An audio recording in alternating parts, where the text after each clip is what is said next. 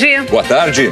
O atropelamento em Copacabana. O motorista que matou um bebê e deixou 17 feridos estava com habilitação suspensa. E omitiu do Detran a informação de que tem epilepsia, desmaios ou convulsões. Nossos repórteres acompanham as investigações. E trazem o relato dos sobreviventes.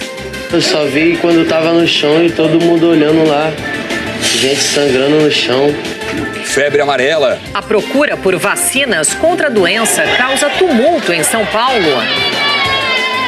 O Palácio do Planalto recorre ao STJ para dar posse à deputada Cristiane Brasil no Ministério do Trabalho. O ex-governador do Rio, Sérgio Cabral, é transferido para o complexo prisional no Paraná. A Caixa Econômica aprova o estatuto que limita indicações políticas para cargos de direção. O governo do presidente Trump completa um ano amanhã. Nossos repórteres mostram como o governo americano apertou o cerco contra os imigrantes. Uma esperança contra o câncer. Uma universidade americana desenvolve um exame de sangue que detecta 8 tipos da doença em estágio inicial. O Jornal Hoje está começando.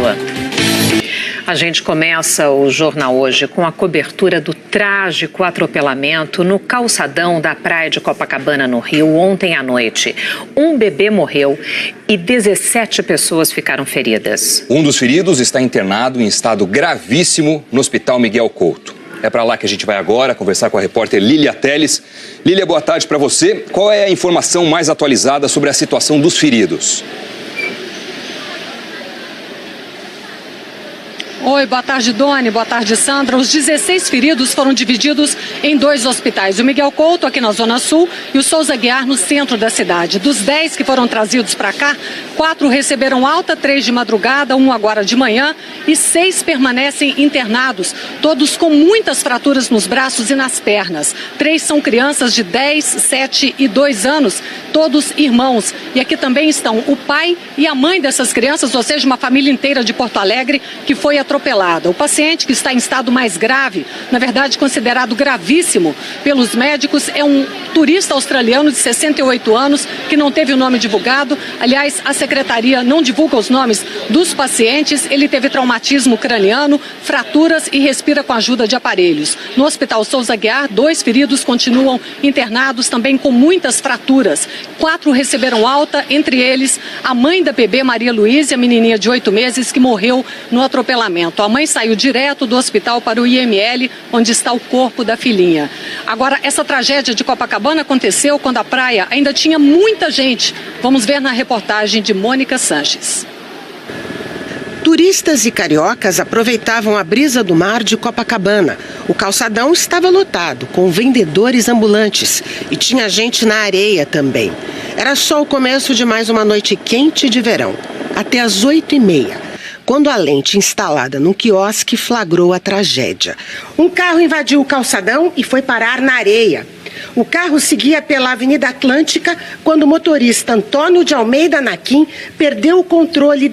O carro passou por cima da ciclovia, voou sobre o calçadão e só parou quando caiu na areia. As pessoas tentaram fugir aterrorizadas, mas o carro atingiu tudo que estava à sua frente. Esse outro vídeo, feito minutos depois, registrou os primeiros atendimentos aos feridos. Quem passava pela areia ajudou no socorro. Assassino! Assassino! E quando um grupo de pessoas enfurecidas tentou linchar o motorista, policiais militares levaram Antônio de Almeida Naquim para a delegacia. Os bombeiros trabalharam no local por mais de 1 hora. Entre as vítimas, a menor, a mais frágil, morreu. Ela estava neste carrinho, tinha 8 meses de vida e chegou a ser levada para uma UPA, unidade de pronto atendimento. A mãe, Niede Araújo Silva, ficou ferida e foi levada para o hospital.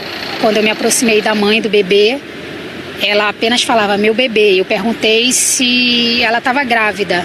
Aí ela falou, não, o meu bebê, cadê o meu bebê? E eu comecei a procurar o bebê. E aí depois a avó me deu o bebê e falou, salva meu bebê. Pouco antes do acidente, uma moradora do bairro de 23 anos decidiu caminhar pelo calçadão. Ela trouxe a mãe, que mora no Recife, e veio visitar a família. E a filha, a pequena Maria Luísa, a caçulinha da família. Elas acreditavam que era só um passeio e que estavam seguras andando por aqui. A avó dela vai embora mês que vem agora. E só foi um passeio assim por acaso. Aí acontece isso. Um amigo reconheceu o Darlan quando viu o desespero deste pai numa reportagem na TV após o acidente. O Ivan queria ajudar e ficou com uma dura tarefa. Porque o maior carinho com a gente, pelo menos comigo que tá lá, sempre com a gente ali, a gente tá vendo aquele carinho dela, não é pra eu receber a notícia dessa, entendeu?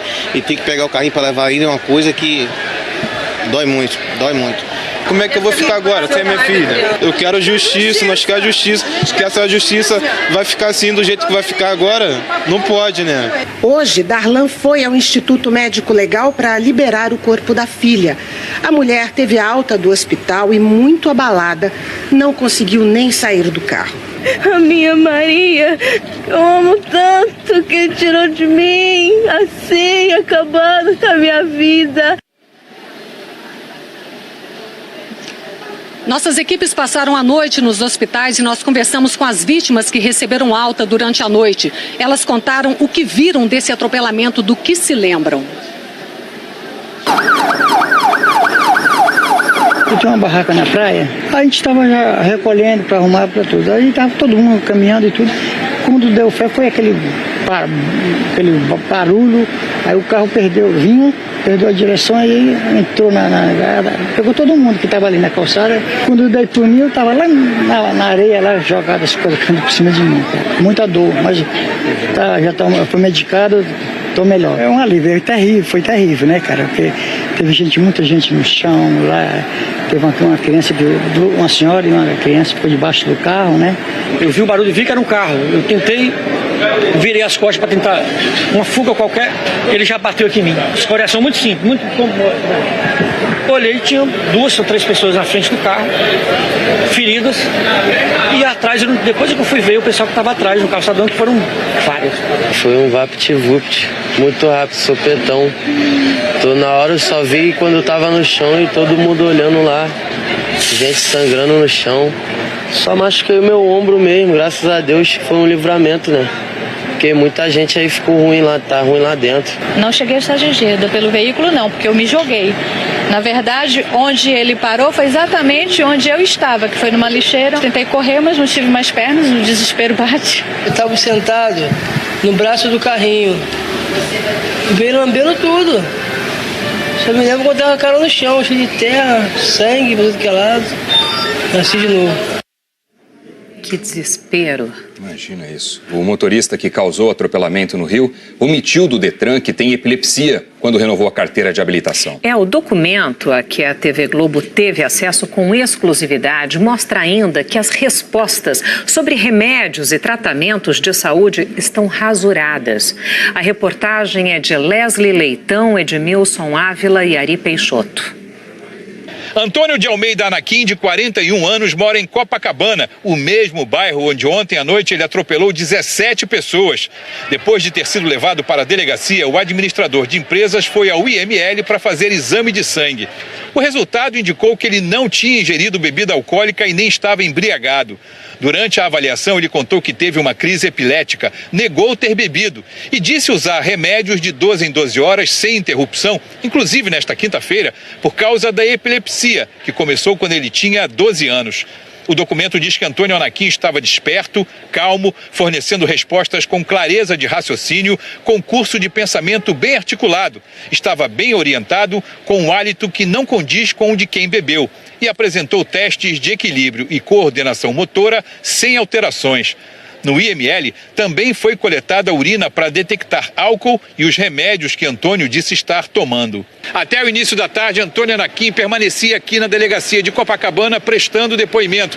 Ele disse aos policiais que sofreu uma espécie de apagão pouco antes do acidente, algo que já tinha acontecido com ele 3, 4 anos atrás. E essa, por enquanto, é a principal linha de investigação da polícia sobre o acidente. E como ele não fugiu do local depois do atropelamento, vai responder em liberdade por homicídio culposo, quando não há intenção de matar. Os peritos encontraram remédios contra a epilepsia dentro do carro dele. A polícia já ouviu testemunhas, entre elas uma mulher que estava no carro. Ela ficou assustada com o atropelamento e foi embora. Logo depois se apresentou na delegacia e disse que o motorista sofreu um ataque epilético e apagou. A investigação vai recolher imagens de câmeras de segurança para verificar o momento em que o carro ficou sem controle. O Detran divulgou uma nota falando que Antônio Anaquim teve o processo de suspensão da carteira de habilitação aberto em 2014. Ele não devolveu a carteira e nem fez o curso de reciclagem. Como não podia dirigir, foi instaurado um processo de cassação da carteira. O jornal Hoje teve acesso ao documento que Antônio Anaquim preencheu quando foi renovar a carteira de habilitação em 2015. Na pergunta, você toma algum remédio ou faz algum tratamento de saúde? As respostas estão rasuradas. Antônio disse também que nunca sofreu tonturas, desmaios ou convulsões e negou que faça tratamento psiquiátrico. Ao ser perguntado se tinha epilepsia, Antônio Anaquim marcou a resposta não. Ele teve a intenção de praticar esse crime. O que nós temos nesse momento, até o momento, é que é uma ausência de voluntariedade. Eu estou discutindo o crime no âmbito culposo. A gente não pode acarretar uma intenção. Ele não tinha, no caso, a intenção. Agora, se ele foi imprudente, negligente, se nesse caso as informações, isso tudo pode agravar a situação dele na investigação. As pessoas com epilepsia são obrigadas a informar ao Detran a existência da síndrome. A lei determina alguns critérios para tirar ou para renovar a habilitação. A reportagem é da Natália Ariede, de São Paulo. Os 3 medicamentos encontrados no carro que invadiu a praia de Copacabana são antiepilépticos: Lamitor, Depakote e Tegretol. Segundo o neurocirurgião da Faculdade de Medicina da Universidade de São Paulo, combinações desse tipo, em alta dosagem, são indicadas em casos severos de epilepsia. Entre os efeitos colaterais estão tontura, dificuldade para andar, sonolência, queda de pressão arterial. E mesmo quando o paciente toma os remédios direitinho, outros fatores podem diminuir a eficácia deles. E aí, pode vir uma crise. A pessoa perde a capacidade de reagir aos estímulos externos, né? O cérebro não está funcionando normalmente. Então, todos os elementos, os circuitos que estão envolvidos em atenção visoespacial do espaço, a atenção auditiva, se alguém buzina, alguém freia, a atenção visual, se tem alguém atravessando a rua, tudo está bloqueado. Quando se trata de alguém com epilepsia, tem um assunto que sempre vai estar presente nas consultas com o neurologista. Pode ou não pode dirigir? O CONTRAN determina que quem toma remédios para essa síndrome só pode conduzir se estiver há pelo menos 1 ano sem crises. O médico da Associação Brasileira de Medicina de Tráfego explica que quem está tirando ou renovando a CNH tem que responder num questionário se tem epilepsia, entre outras doenças. Se a resposta for sim, o médico que acompanha o paciente precisa preencher um formulário mais completo. O parecer dele é fundamental para que o paciente seja habilitado. Ele poderá apenas ter habilitação na categoria B, que é para automóvel, certo? E ele deverá estar clinicamente controlado. O Jornal Hoje ouviu quem estava na praia e no calçadão na hora do acidente. De repente, a gente sentada, conversando, eu só ouvi uma explosão, né? Só vi o carro vir voando e a galera gritando. Aí a gente saiu, fizemos assim. Eu consegui puxar a minha amiga, jogar ela na areia e se jogar também. Os carros passou por cima da gente. Foi Deus que deu livramento mesmo, porque não era pra gente estar aqui mais. Eu não vi ele batendo em nada, eu simplesmente vi ele voando. Saí correndo para ver o que tinha acontecido. Quando eu vi, me deparei com esse carro em cima na areia e foi um pânico tremendo. E que a única coisa que foi tirar os materiais de cima das pessoas, ver se tinha alguém debaixo dentro do carro. Pegou um senhor que estava aqui, logo seguiu uma senhora com as crianças e foi atropelando os carrinhos da praia. Lá na frente tinha umas meninas que trabalham de camelori, foram varridas. Mas só que nesse meio tempo ele levou no mínimo umas 15 pessoas juntos, assim, sabe? Foi varrendo mesmo, horrível. A jornalista Ida Sandes, do Sport TV, que pedalou em Copacabana a poucas quadras do acidente, comentou numa rede social depois de saber da morte do bebê. Muito triste. A gente tem que agradecer todos os dias por chegar vivo, são e salvo em casa.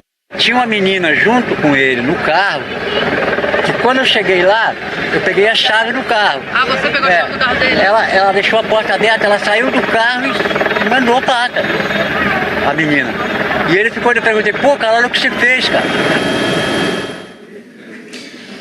O local do acidente foi liberado logo após a realização da perícia. A gente vai até lá agora conversar ao vivo com a repórter Mônica Sanches. Oi, Mônica, boa tarde para você. Você está no ponto exato onde aconteceu o atropelamento. Qual é a situação aí nesse momento e em Copacabana como um todo ao longo da manhã? Boa tarde a todos. Nós estamos exatamente no local onde o motorista com seu carro invadiu o calçadão e também a faixa de areia, que é uma faixa de areia longa nesse trecho da praia de Copacabana. Um dia de sol e calor, tem muita gente na praia. E, inclusive, funcionários dessa barraca que a gente está vendo aqui perto do mar, 4 funcionários dessa barraca ainda estão hospitalizados. A polícia já fez uma perícia por aqui e esse acidente de ontem vai deixar uma lembrança triste num dos principais pontos turísticos do Brasil, como a gente vai ver na reportagem da Fernanda Grael. Na hora da tragédia, os termômetros marcavam 31 graus. Foi o dia mais quente de 2018 no Rio. Cariocas e turistas aproveitavam a noite no calçadão mais famoso do Brasil. O senhor costuma frequentar? Costumo, eu ando na ciclovia, eu faço tudo. Você não tem noção dos absurdos que o pessoal faz com o carro. Praia de Copacabana, mais conhecida como Princesinha do Mar. Símbolo e cartão postal do Rio de Janeiro, palco de uma das maiores e mais famosas festas de rua de todo o país. A festa de Ano Novo atrai todos os anos 2 milhões de pessoas do mundo inteiro. Os hotéis do bairro lotam, entre eles o mais famoso. O Copacabana Palace, construído na década de 1920, é conhecido como o hotel mais luxuoso do Brasil. O bairro tem quase 150 mil moradores, de acordo com o censo do IBGE de 2010. É o bairro com o maior número de habitantes da Zona Sul. E todos os dias, muito mais gente circula por ali. O atropelamento de ontem não foi o primeiro. Num dos mais recentes, em 2011, 3 pessoas ficaram feridas depois que um carro invadiu a ciclovia. Ontem, entre os feridos, havia um australiano que permanece em estado grave. É triste, é mesmo.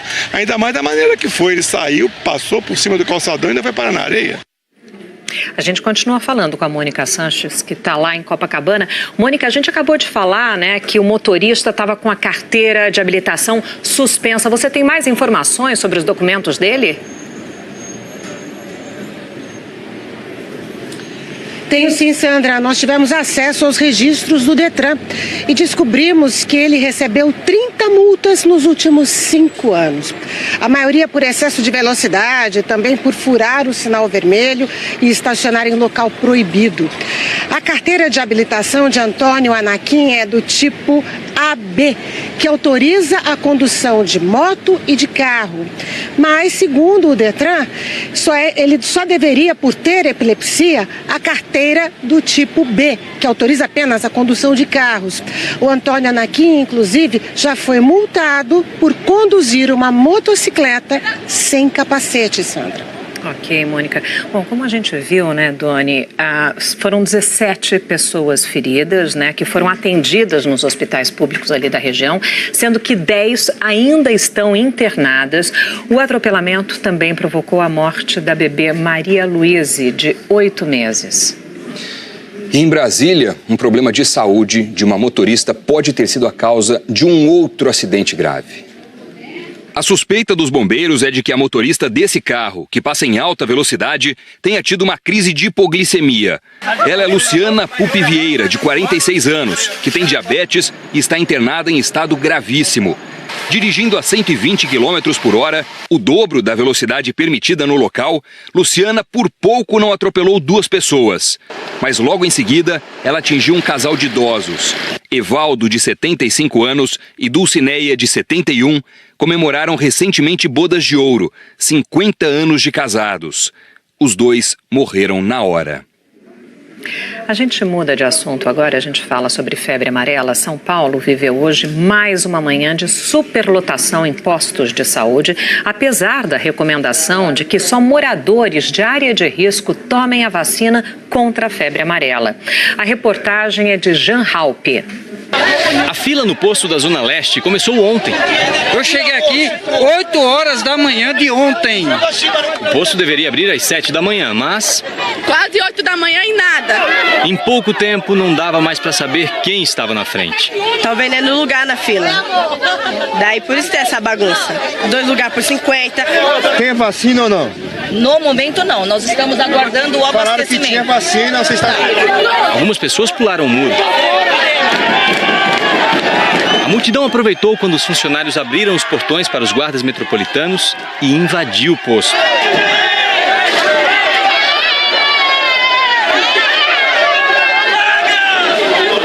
Com medo, os funcionários se trancaram numa sala. Funcionário para dentro, por favor, gente. Às 9 da manhã, a coordenadora do posto explicou que a vacina estava chegando. Ela está aqui pertinho, que ela está trazendo de carro. Vai dar para os 3.000 pessoas, com certeza. Meia hora depois, a vacinação começou e ela voltou para dizer que não faltou vacina. Eu já tinha vacina, que a gente estava organizando as filas. Isso tudo numa região sem nenhum caso de febre amarela registrado até agora. Em vários lugares tem sido assim. Neste posto na Zona Sul, teve gente que levou até colchão. Agora nós já estamos em outra região da cidade, na zona oeste da capital paulista. Neste posto, cerca de 2.000 pessoas estão sendo vacinadas todos os dias e a espera, às vezes, chega a 10 horas. Essa tem sido a rotina no bairro há 2 semanas. O detalhe é que, segundo as autoridades de saúde, essa não é considerada uma área de risco da doença. Na capital, a recomendação é para 4 bairros da Zona Sul, 1 da Zona Oeste e para a Zona Norte inteira. Médico infectologista há 42 anos, Dr. Caio Rosenthal, afirma que a doença é grave, é preciso se cuidar, mas não há razão para tanta correria. Eu vou lá na padaria, o sujeito pergunta, e aí, doutor, preciso tomar vacina ou não? Eu falo, onde você mora? Eu moro aqui, pertinho daqui. Lá tem macaco, passa macaco na sua rua? Ou você vai para a floresta fazer turismo, você vai trabalhar dentro da floresta? Não, não vou, doutor. Então não precisa.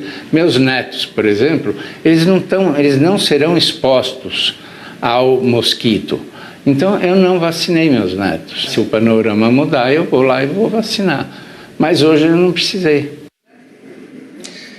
Os cientistas deram um importante passo em direção a um dos maiores objetivos da medicina, um exame de sangue universal para detectar câncer em estágio inicial. Uma equipe da Universidade Johns Hopkins, nos Estados Unidos, testou um método que detecta 8 formas comuns da doença. Então a gente vai falar com a nossa correspondente lá em Nova York, minha xará, Sandra Coutinho. Sandra, boa tarde para você. Explica mais sobre esse estudo para a gente, que pode ser revolucionário, né?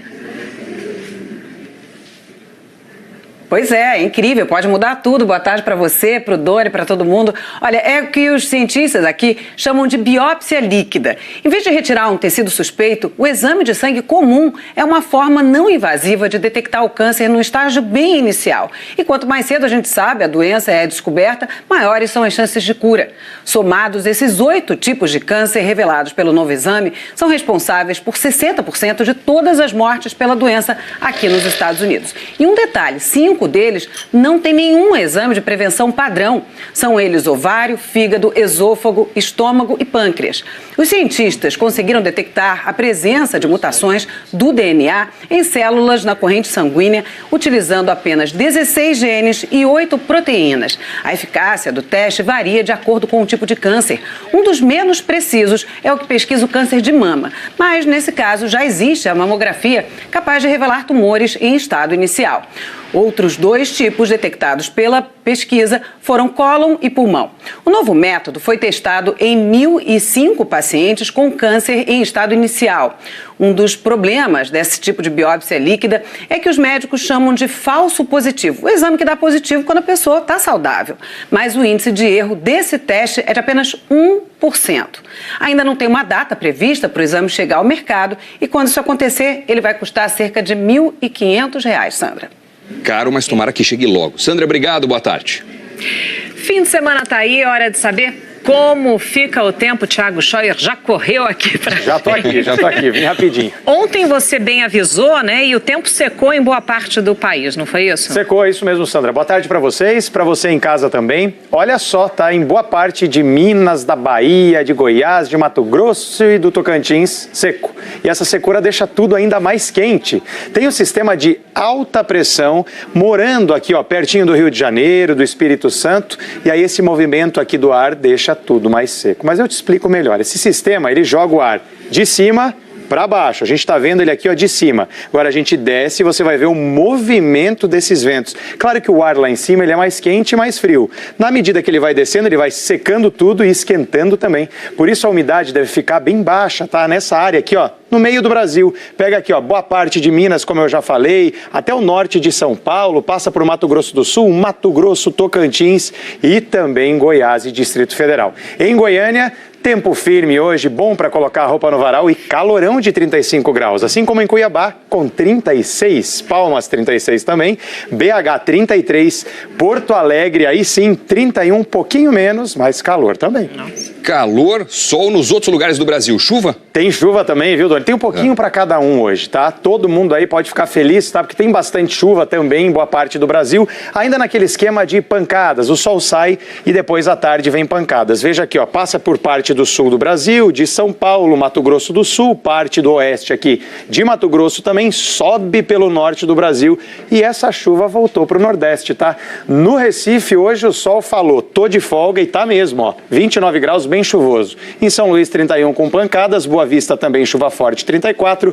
No Rio pode ter pancadas fortes com 38 e em São Paulo a mesma situação, mas com 31. Em Botucatu, no interior de São Paulo, temporal chegou com ventania ontem e por causa disso 11 árvores caíram e 27 mil consumidores ficaram sem luz. Hoje vai acumular mais chuva em Botucatu e também em outras regiões do Brasil. Veja aqui, ó, norte do Brasil bem colorido e por aqui também no sudeste e até no sul do Brasil. Em Iguatemi, em Mato Grosso do Sul, vão ser 15 milímetros hoje, olha só. Em Cerro Azul, no Paraná, 30. E em Apiaí, em São Paulo, 35 milímetros. E vai dar praia no fim de semana no nosso extenso litoral? Vai dar, Sandra. Tem lugar aí com tempo mais firme, tem lugar também que a chuva pode vir à tarde. A gente deixou tudo colorido para você entender aqui, ó. Amarelo, Rio Grande do Sul até Florianópolis, aí sim tempo firme o dia todo, assim como também Espírito Santo indo até a Bahia. No restante aqui onde você vê verde ou verde mais escuro, é aquele esquema. Começa um dia com sol, dá para curtir a praia, a pancada vem mais à tarde. Ok, Thiago. Tá bom? Muito obrigada. Bom fim de semana. Hoje foi sua saideira aqui, Hoje né? é saideira, Doni. Segunda-feira, Eliana Marques está de volta. Obrigado por mais essa temporada. Valeu, Obrigada gente. a você. Prazer foi nosso. Até a próxima. Valeu. Tchau, tchau. Tchau. 11 pessoas morreram por causa de uma tempestade que atingiu vários países da Europa. A pior situação hoje é na Polônia. Houve acidentes por causa da tempestade e milhares de casas estão sem luz. 2 pessoas ficaram feridas e teve estragos em prédios e casas. 8 das mortes foram registradas na Alemanha. Várias estradas foram bloqueadas por árvores que caíram e o serviço de trens foi interrompido. O presidente russo Vladimir Putin mergulhou nas águas geladas de um lago para cumprir um ritual cristão. De casaco de pele e botas, Putin foi ao lago Seliger, a cerca de 400 quilômetros de Moscou. Ele entrou na água gelada sob o frio de 6 graus negativos. Todos os anos, os ortodoxos mergulham em rios e lagos para comemorar o batismo de Jesus Cristo no Rio Jordão. De volta ao Brasil, o ex-governador do Rio, Sérgio Cabral, do PMDB, chegou hoje ao Complexo Médico Penal de Pinhais, onde vai ficar preso. Ele foi transferido ontem do Rio para lá e a gente conversa agora com a repórter Dulcineia Novaes, que tem as informações. Boa tarde, Dulcineia. Um período de triagem, sozinho numa cela, sem direito a TV nem banho de sol. Visita só do advogado. Sérgio Cabral responde a 20 processos da Lava Jato e já foi condenado em 4 deles com uma pena que soma 87 anos de prisão. A transferência para cá foi determinada ontem pela Justiça Federal do Rio e também do Paraná. Um dos principais motivos dessa transferência é acabar com os privilégios que o ex-governador tinha na cadeia. Sandra? Ok, Dulcineia, obrigada. O Conselho de Administração da Caixa Econômica Federal aprovou hoje o novo Estatuto do Banco, que cria regras para os seus dirigentes, para a escolha deles. Ao vivo de Brasília, a Flávia Alvarenga tem mais informações. Oi, Flávia, boa tarde. O que é que muda agora com esse novo estatuto? Boa tarde, Doni. Boa tarde a todos. Com a aprovação do novo Estatuto, a Caixa Econômica Federal agora passa a se adequar à lei das estatais. E entre as principais mudanças aprovadas há pouco está a forma de escolher e nomear os vice-presidentes da Caixa. Será o Conselho de Administração do banco que vai eleger, nomear e exonerar os vices. Antes, essa escolha era feita pelo presidente da República. Agora, será do Conselho e os nomes dos indicados ainda vão precisar ser confirmados pelo Banco Central. O novo estatuto vai ser encaminhado agora para o Banco Central e depois precisa ser registrado na Junta Comercial. Os líderes dos partidos da base aliada, como o PR, por exemplo, estão dizendo que vão insistir nas indicações políticas, mas a equipe econômica do governo já disse que a lei das estatais limita esse tipo de indicação.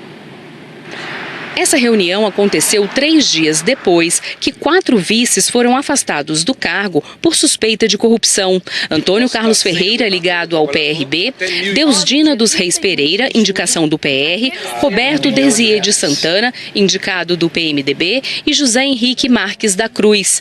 Eles foram citados numa auditoria da Caixa que apontou riscos consideráveis ao banco com as interferências políticas desses vice-presidentes. Os 4 afastados já foram substituídos por interinos e já está certo que eles não voltam aos cargos.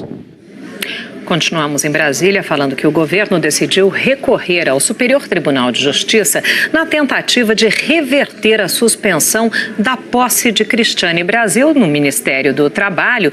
A informação é de Andréia Sadi. Boa tarde, Andréia.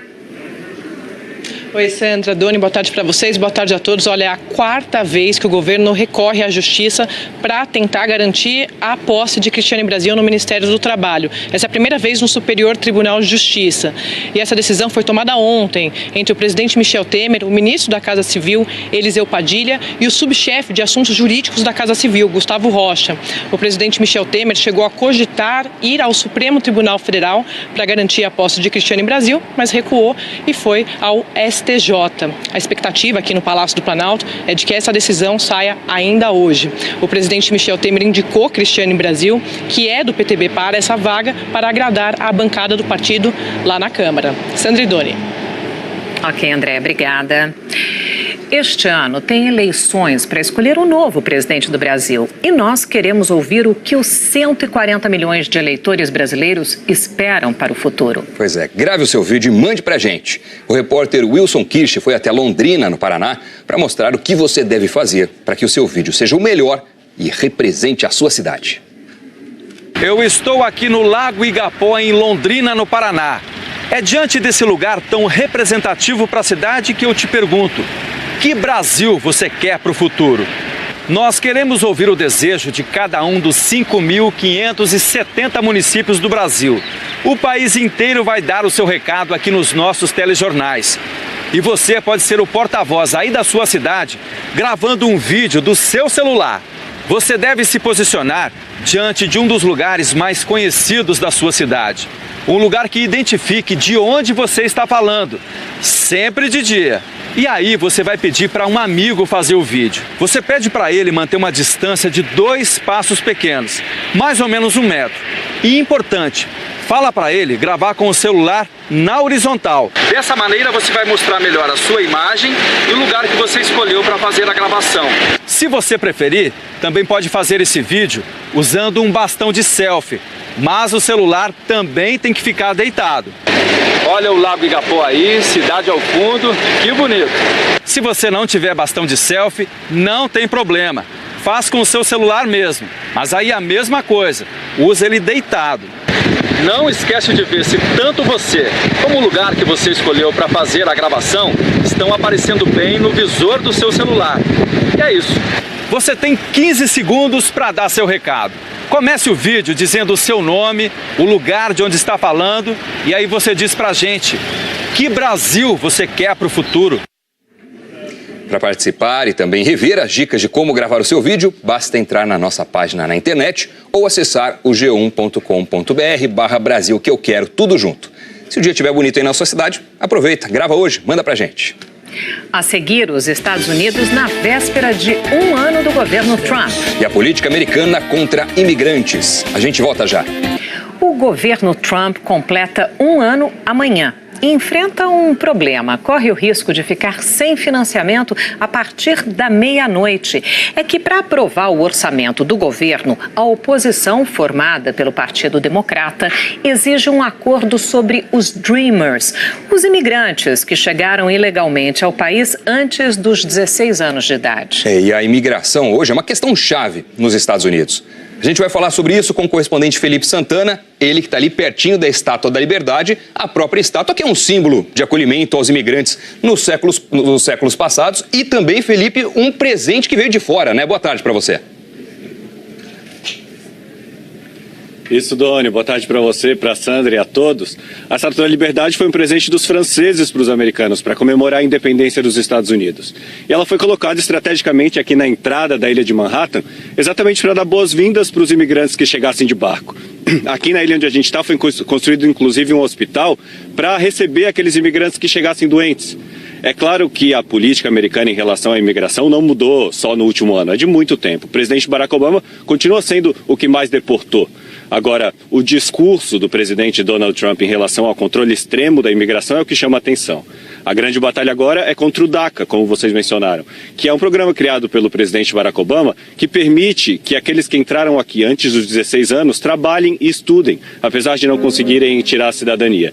Agora o presidente Donald Trump diz que só continua com esse programa caso receba apoio para construir o prometido muro na fronteira do México com os Estados Unidos.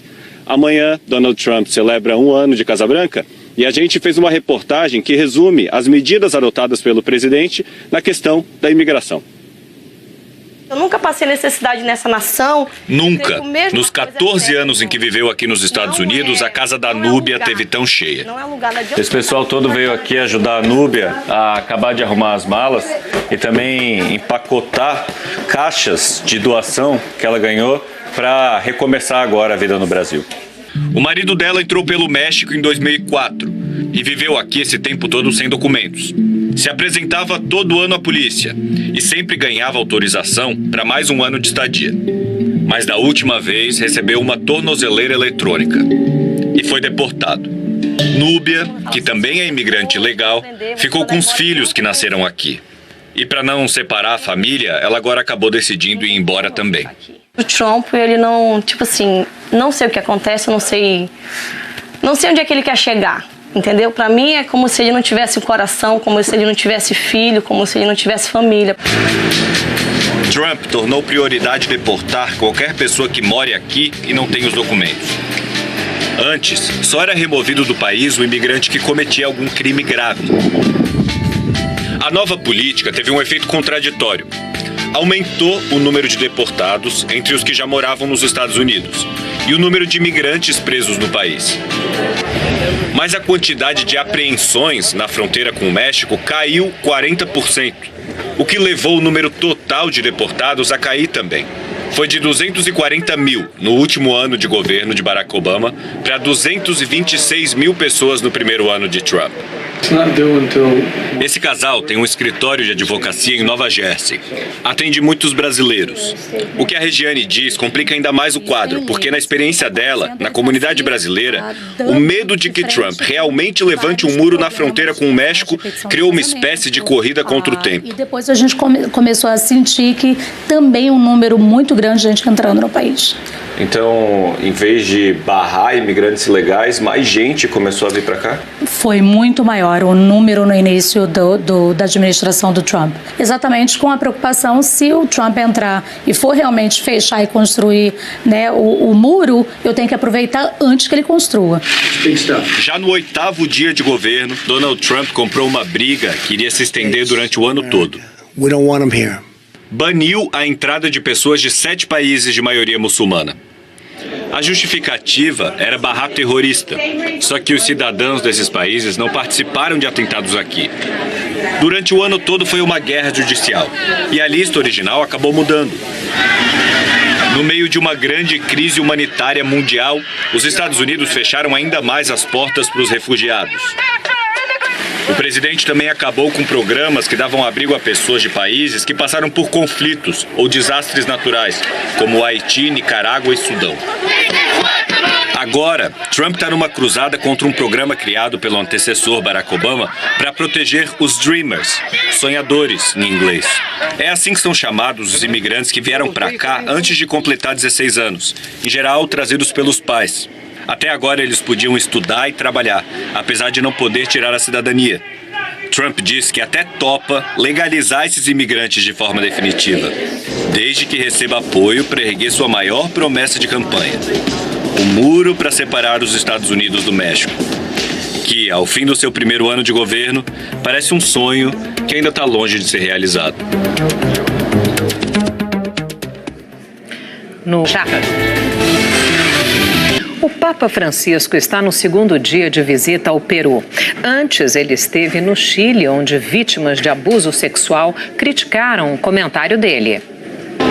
Em Iquique, no Chile, o Papa Francisco disse ontem que não há provas de que o bispo Juan Barros tenha acobertado os abusos sexuais cometidos pelo reverendo Fernando Karadima e disse que as acusações contra o bispo são uma calúnia. 3 chilenos que sofreram abusos do reverendo Karadima ficaram irritados com o comentário do Papa e convocaram uma entrevista à imprensa. Uma das vítimas, James Hamilton, disse que a luta é contra o abuso sexual e o encobrimento desses abusos e que é inaceitável o que o Papa disse. É inaceitável o que hoje ha dicho o Papa Francisco em referência a nossa causa e a nossa luta. Hoje, Francisco deixou Lima, capital do Peru, e foi a Puerto Maldonado, na Amazônia peruana. O Jornal Hoje termina aqui. Você acompanha outras notícias no Jornal Nacional. Uma ótima tarde para você. Para rever as reportagens exibidas hoje, basta ir ao Globoplay. Muito obrigado pela companhia. Para você, uma boa tarde, um ótimo fim de semana. Tchau. Clinicamente controlado. O Jornal Hoje ouviu quem estava na praia e no calçadão na hora do acidente. A gente sentada, conversando, eu só ouvi uma explosão, né? Só vi o carro vir voando e a galera gritando, aí a gente saiu, fizemos assim. Eu consegui puxar a minha amiga, jogar ela na areia e se jogar também, o carro passou por cima da gente. Foi Deus que deu livramento mesmo, porque não era pra gente estar aqui mais. Eu não vi ele batendo em nada, eu simplesmente vi ele voando. Saí correndo para ver o que tinha acontecido. Quando eu vi, me deparei com esse carro em cima na areia e foi um pânico tremendo. E que a única coisa que foi tirar os materiais de cima das pessoas, ver se tinha alguém debaixo dentro do carro. Pegou um senhor que estava aqui, logo seguiu uma senhora com as crianças e foi atropelando os carrinhos da praia.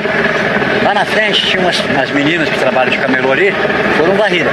Mas só que nesse meio tempo ele levou no mínimo umas 15 pessoas juntos, assim, sabe? Foi varrendo mesmo, horrível.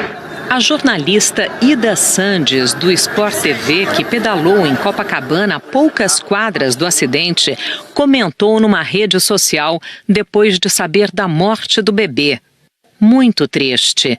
A gente tem que agradecer todos os dias por chegar vivo, são e salvo em casa. Tinha uma menina junto com ele no carro, que quando eu cheguei lá, eu peguei a chave do carro. Ah, você pegou a chave do carro dele? Ela deixou a porta aberta, ela saiu do carro e mandou a placa, a menina. E ele ficou, eu perguntei, pô, cara, olha o que você fez, cara. O local do acidente foi liberado logo após a realização da perícia. A gente vai até lá agora conversar ao vivo com a repórter Mônica Sanches. Oi, Mônica, boa tarde para você. Você está no ponto exato onde aconteceu o atropelamento. Qual é a situação aí nesse momento em Copacabana como um todo ao longo da manhã? Boa tarde a todos. Nós estamos exatamente no local onde o motorista com seu carro invadiu o calçadão e também a faixa de areia, que é uma faixa de areia longa nesse trecho da praia de Copacabana. Um dia de sol e calor, tem muita gente na praia. E, inclusive, funcionários dessa barraca que a gente está vendo aqui perto do mar, 4 funcionários dessa barraca ainda estão hospitalizados. A polícia já fez uma perícia por aqui e esse acidente de ontem vai deixar uma lembrança triste num dos principais pontos turísticos do Brasil, como a gente vai ver na reportagem da Fernanda Grael. Na hora da tragédia, os termômetros marcavam 31 graus. Foi o dia mais quente de 2018 no Rio. Cariocas e turistas aproveitaram de hipoglicemia. Ela é Luciana Pupi Vieira, de 46 anos, que tem diabetes e está internada em estado gravíssimo. Dirigindo a 120 km por hora, o dobro da velocidade permitida no local, Luciana por pouco não atropelou 2 pessoas. Mas logo em seguida, ela atingiu um casal de idosos.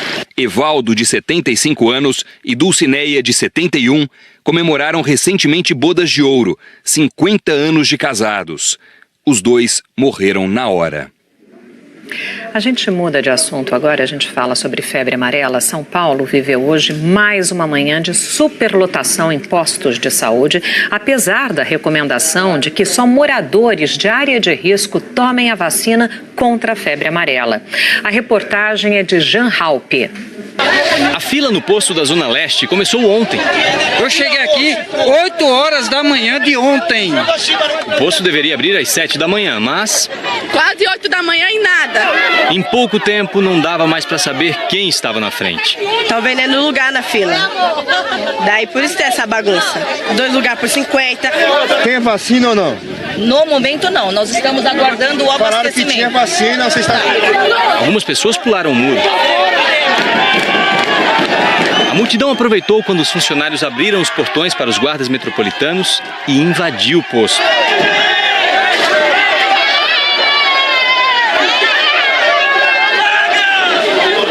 Com medo, os funcionários se trancaram numa sala. Funcionário para dentro, por favor, gente. Às 9 da manhã, a coordenadora do posto explicou que a vacina estava chegando. Ela está aqui pertinho, é que ela está trazendo de carro. Vai dar para os 3.000 pessoas, com certeza. Meia hora depois, a vacinação começou e ela voltou para dizer que não faltou vacina. Eu já tinha vacina, que a gente estava organizando as filas. Isso tudo numa região sem nenhum caso de febre amarela registrado até agora. Em vários lugares tem sido assim. Neste posto na Zona Sul, teve gente que levou até colchão. Agora nós já estamos em outra região da cidade, na zona oeste da capital paulista. Neste posto, cerca de 2.000 pessoas estão sendo vacinadas todos os dias e a espera, às vezes, chega a 10 horas. Essa tem sido a rotina no bairro há 2 semanas. O detalhe é que, segundo as autoridades de saúde, essa não é considerada uma área de risco da doença. Na capital, a recomendação é para 4 bairros da Zona Sul, 1 da Zona Oeste e para a Zona Norte inteira. Médico infectologista há 42 anos, Dr. Kai Rosenthal afirma que a doença é grave, é preciso se cuidar, mas não há razão para tanta correria. Eu vou lá na padaria, o sujeito pergunta, e aí, doutor, preciso tomar vacina ou não? Eu falo, onde você mora? Eu moro aqui, pertinho daqui. Lá tem macaco, passa macaco na sua rua? Ou você vai para a floresta fazer turismo, ou você vai trabalhar dentro da floresta? Não, não vou, doutor. Então não precisa. Onde ele parou foi exatamente onde eu estava, que foi numa lixeira. Tentei correr, mas não tive mais pernas, o desespero bate. Eu estava sentado no braço do carrinho, veio lambendo tudo. Só me lembro quando eu tava com a cara no chão, cheio de terra, sangue, por tudo que é lado. Nasci de novo. Que desespero. Imagina isso. O motorista que causou atropelamento no Rio omitiu do Detran que tem epilepsia quando renovou a carteira de habilitação. O documento a que a TV Globo teve acesso com exclusividade mostra ainda que as respostas sobre remédios e tratamentos de saúde estão rasuradas. A reportagem é de Leslie Leitão, Edmilson Ávila e Ari Peixoto. Antônio de Almeida Anaquim, de 41 anos, mora em Copacabana, o mesmo bairro onde ontem à noite ele atropelou 17 pessoas. Depois de ter sido levado para a delegacia, o administrador de empresas foi ao IML para fazer exame de sangue. O resultado indicou que ele não tinha ingerido bebida alcoólica e nem estava embriagado. Durante a avaliação, ele contou que teve uma crise epilética, negou ter bebido e disse usar remédios de 12 em 12 horas sem interrupção, inclusive nesta quinta-feira, por causa da epilepsia, que começou quando ele tinha 12 anos. O documento diz que Antônio Anaquim estava desperto, calmo, fornecendo respostas com clareza de raciocínio, com curso de pensamento bem articulado. Estava bem orientado, com um hálito que não condiz com o de quem bebeu. E apresentou testes de equilíbrio e coordenação motora sem alterações. No IML também foi coletada a urina para detectar álcool e os remédios que Antônio disse estar tomando. Até o início da tarde, Antônio Anaquim permanecia aqui na delegacia de Copacabana prestando depoimento. Ele disse aos policiais que sofreu uma espécie de apagão pouco antes do acidente, algo que já tinha acontecido com ele 3, 4 anos atrás. E essa, por enquanto, é a principal linha de investigação da polícia sobre o acidente. E como ele não fugiu do local depois do atropelamento, vai responder em liberdade por homicídio culposo, quando não há intenção de matar. Os peritos encontraram remédios contra a epilepsia dentro do carro dele. A polícia já ouviu testemunhas, entre elas uma mulher que estava no carro. Ela ficou assustada com o atropelamento e foi embora. Logo depois se apresentou na delegacia e disse que o motorista sofreu um ataque epilético e apagou. A investigação vai recolher imagens de câmeras de segurança para verificar o momento em que o carro ficou sem controle. O Detran divulgou uma nota falando que Antônio Anaquim teve o processo de suspensão da carteira de habilitação aberto em 2014. Ele não devolveu a carteira e nem fez o curso de reciclagem. Como não podia dirigir, foi instaurado um processo de cassação da carteira. O jornal Hoje teve acesso ao documento que Antônio Anaquim preencheu quando foi renovar a carteira de habilitação em 2015. Na pergunta, você toma algum risco para os guardas metropolitanos e invadiu o posto.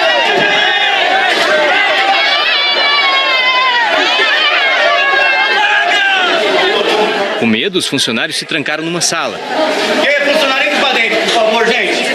Às 9 da manhã, a coordenadora do posto explicou que a vacina estava chegando. Ela tá aqui pertinho, é que ela tá trazendo de carro. Vai dar pros 3.000 pessoas, com certeza. Meia hora depois, a vacinação começou e ela voltou para dizer que não faltou vacina. Eu já tinha vacina, que a gente tava organizando as filas. Isso tudo numa região sem nenhum caso de febre amarela registrado até agora. Em vários lugares tem sido assim. Neste posto na Zona Sul, teve gente que levou até colchão. Agora nós já estamos em outra região da cidade, na zona oeste da capital paulista. Neste posto, cerca de 2.000 pessoas estão sendo vacinadas todos os dias e a espera, às vezes, chega a 10 horas. Essa tem sido a rotina no bairro há 2 semanas. O detalhe é que, segundo as autoridades de saúde, essa não é considerada uma área de risco da doença. Na capital, a recomendação é para 4 bairros da Zona Sul, 1 da Zona Oeste e para a Zona Norte inteira. Médico infectologista há 42 anos, Dr. Caio Rosenthal afirma que a doença é grave, é preciso se cuidar, mas não há razão para tanta correria. Eu vou lá na padaria, o sujeito pergunta, e aí, doutor, preciso tomar vacina ou não? Eu falo, onde você mora? Eu moro aqui, pertinho daqui. Lá tem macaco, passa macaco na sua rua? Ou você vai para a floresta fazer turismo, você vai trabalhar dentro da floresta? Não, não vou, doutor. Então não precisa. Meus netos, por exemplo, eles não serão expostos ao mosquito. Então eu não vacinei meus netos. Se o panorama mudar, eu vou lá e vou vacinar. Mas hoje eu não precisei. Os cientistas deram um importante passo em direção a um dos maiores objetivos da medicina, um exame de sangue universal para detectar câncer em estágio inicial. Uma equipe da Universidade Johns Hopkins, nos Estados Unidos, testou um método que detecta 8 formas comuns da doença. Então a gente vai falar com a nossa correspondente lá em Nova York, minha xará, Sandra Coutinho. Sandra, boa tarde para você. Explica mais sobre esse estudo para a gente, que pode ser revolucionário, né? Pois é incrível, pode mudar tudo. Boa tarde para você, para o Dori, para todo mundo. Olha, é o que os cientistas aqui chamam de biópsia líquida. Em vez de retirar um tecido suspeito, o exame de sangue comum é uma forma não invasiva de detectar o câncer num estágio bem inicial. E quanto mais cedo a gente sabe a doença é descoberta, maiores são as chances de cura.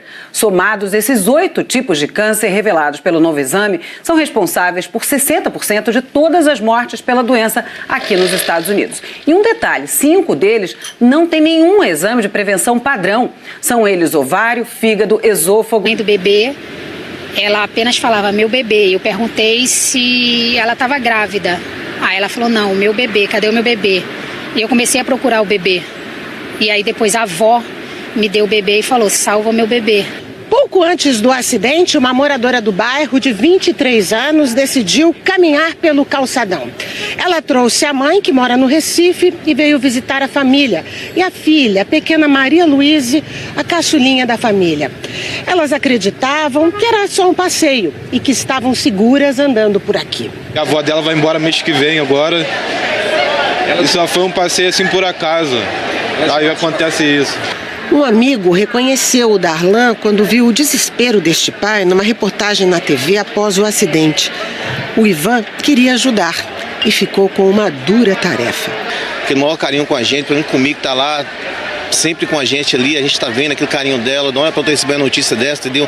E tem que pegar o carrinho para levar aí, é uma coisa que dói muito, dói muito. Como é que eu vou ficar agora sem minha filha? Eu quero justiça, nós queremos justiça. Se essa justiça vai ficar assim do jeito que vai ficar agora, não pode, né?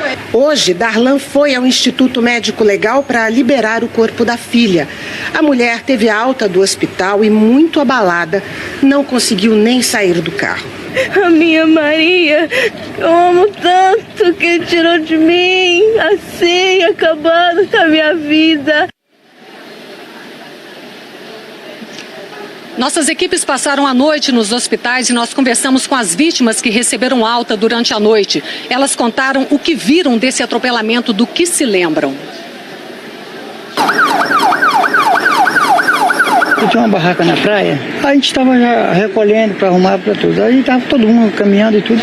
Quando deu fé foi aquele barulho, aí o carro perdeu a direção e entrou pegou todo mundo que estava ali na calçada. Quando eu dei por mim, eu estava lá na areia, lá jogado as coisas por cima de mim, cara. Muita dor, mas fui medicado, estou melhor. É um alívio, foi terrível, né, cara? Porque teve muita gente no chão lá, teve uma criança, uma senhora e uma criança ficou debaixo do carro, né?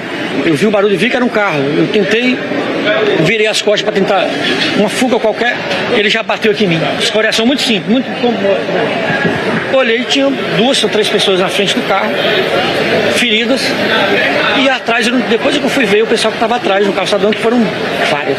Foi um vapt-vupt, muito rápido, sopetão. Na hora eu só vi quando eu tava no chão e todo mundo olhando lá, gente sangrando no chão. Só machuquei o meu ombro mesmo, graças a Deus foi um livramento, né? Porque muita gente aí ficou ruim lá, tá ruim lá dentro. Não tinha lugar na fila. Daí por isso tem essa bagunça. 2 lugares por 50. Tem vacina ou não? No momento não, nós estamos aguardando o abastecimento. Falaram que tinha vacina, você está... Algumas pessoas pularam o muro. A multidão aproveitou quando os funcionários abriram os portões para os guardas metropolitanos e invadiu o posto.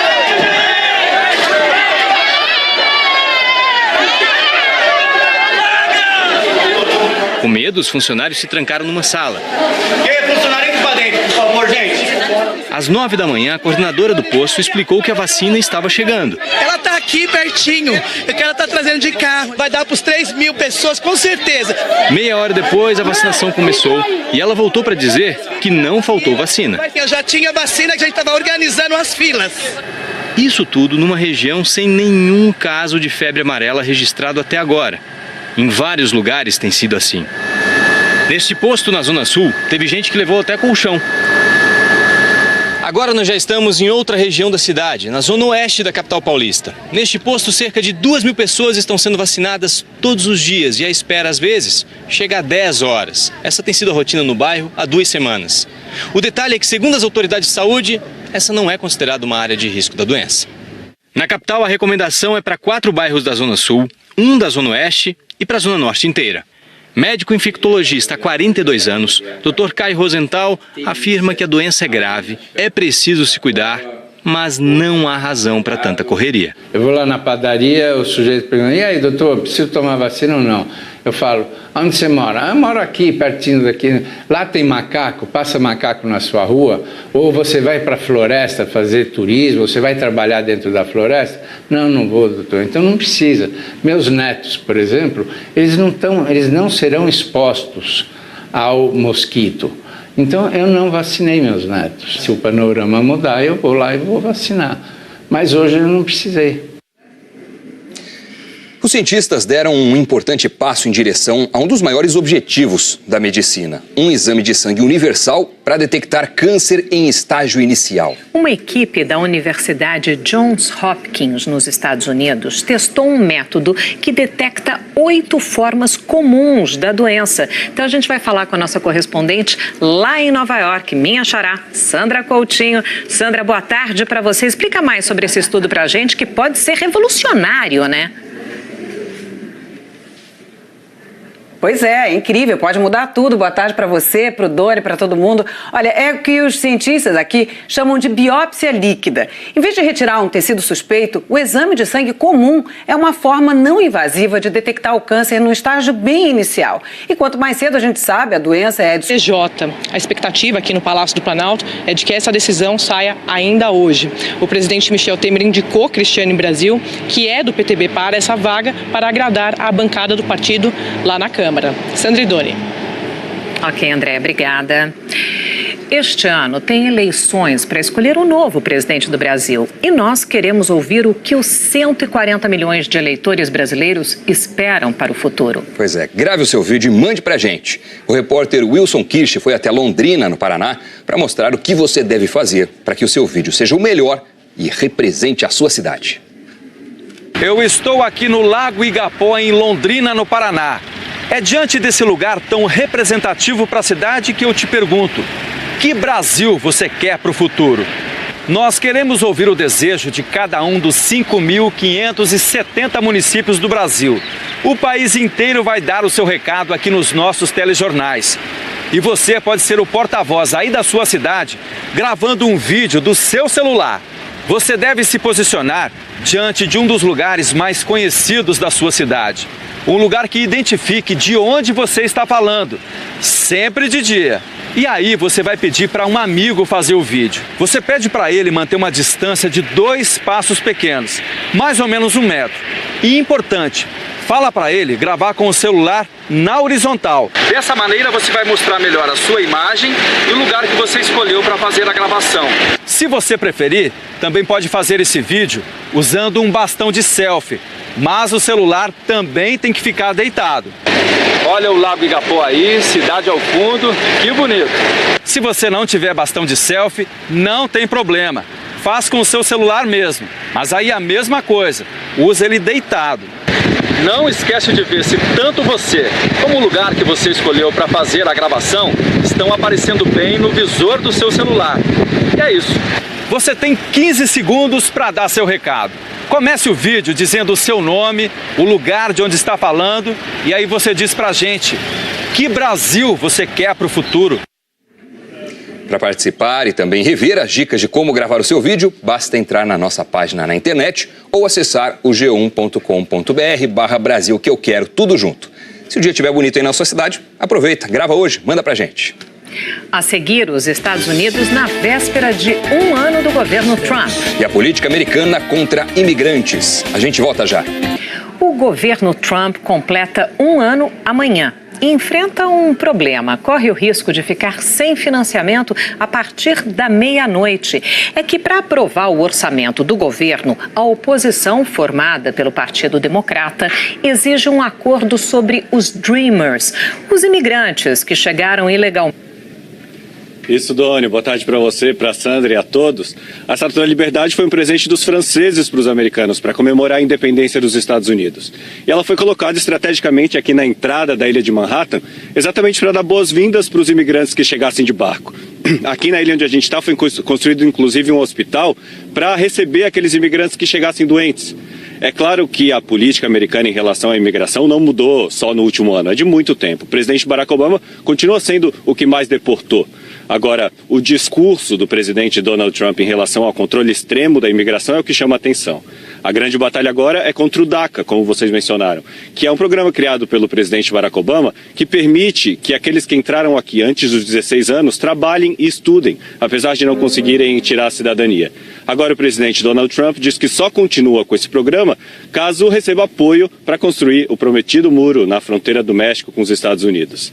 Amanhã, Donald Trump celebra 1 ano de Casa Branca e a gente fez uma reportagem que resume as medidas adotadas pelo presidente na questão da imigração. Eu nunca passei necessidade nessa nação. Nunca.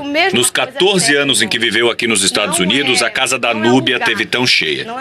Esse pessoal todo veio aqui ajudar a Núbia a acabar de arrumar as malas e também empacotar caixas de doação que ela ganhou para recomeçar agora a vida no Brasil. O marido dela entrou pelo México em 2004 e viveu aqui esse tempo todo sem documentos. Se apresentava todo ano à polícia e sempre ganhava autorização para mais um ano de estadia. Mas da última vez recebeu uma tornozeleira eletrônica e foi deportado. Núbia, que também é imigrante legal, ficou com os filhos que nasceram aqui. E para não separar a família, ela agora acabou decidindo ir embora também. O Trump, ele não, tipo assim, não sei o que acontece, não sei onde é que ele quer chegar. Entendeu? Para mim é como se ele não tivesse coração, como se ele não tivesse filho, como se ele não tivesse família. Trump tornou prioridade deportar qualquer pessoa que more aqui e não tenha os documentos. Antes, só era removido do país o imigrante que cometia algum crime grave. A nova política teve um efeito contraditório. Aumentou o número de deportados entre os que já moravam nos Estados Unidos e o número de imigrantes presos no país.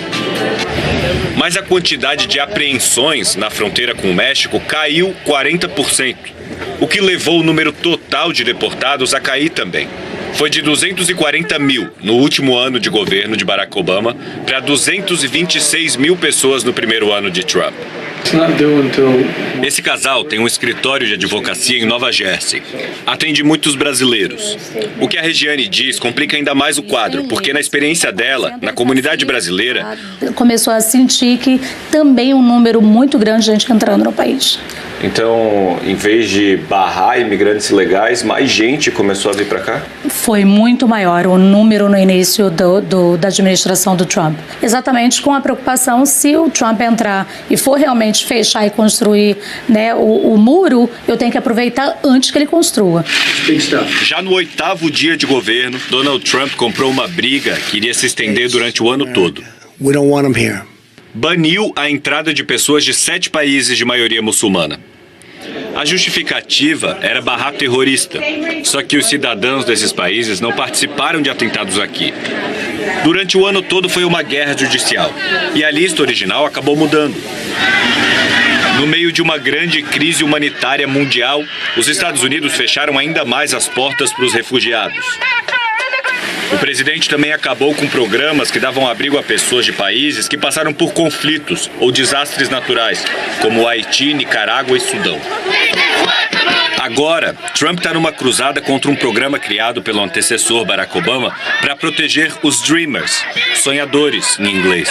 É assim que são chamados os imigrantes que vieram para cá antes de completar 16 anos, em geral trazidos pelos pais. Até agora eles podiam estudar e trabalhar, apesar de não poder tirar a cidadania. Trump diz que até topa legalizar esses imigrantes de forma definitiva, desde que receba apoio para erguer sua maior promessa de campanha: o muro para separar os Estados Unidos do México, que, ao fim do seu primeiro ano de governo, parece um sonho que ainda está longe de ser realizado. No Chakra. O Papa Francisco está no 2º dia de visita ao Peru. Antes, ele esteve no Chile, onde vítimas de abuso sexual criticaram o comentário dele. Em Iquique, no Chile, o Papa Francisco disse ontem que não há provas de que o bispo Juan Barros tenha acobertado os abusos sexuais cometidos pelo reverendo Fernando Karadima e disse que as acusações contra o bispo são uma calúnia. 3 chilenos que sofreram abusos do reverendo Karadima ficaram irritados com o comentário do Papa e convocaram uma entrevista à imprensa. Uma das vítimas, James Hamilton, disse que a luta é contra o abuso sexual e o encobrimento desses abusos e que é inaceitável o que o Papa disse. É inaceitável o que hoje ha dicho o Papa Francisco em referência a nossa causa e a nossa luta. Hoje, Francisco deixou Lima, capital do Peru, e foi a Puerto Maldonado, na Amazônia peruana. O Jornal Hoje termina aqui. Você acompanha outras notícias no Jornal Nacional.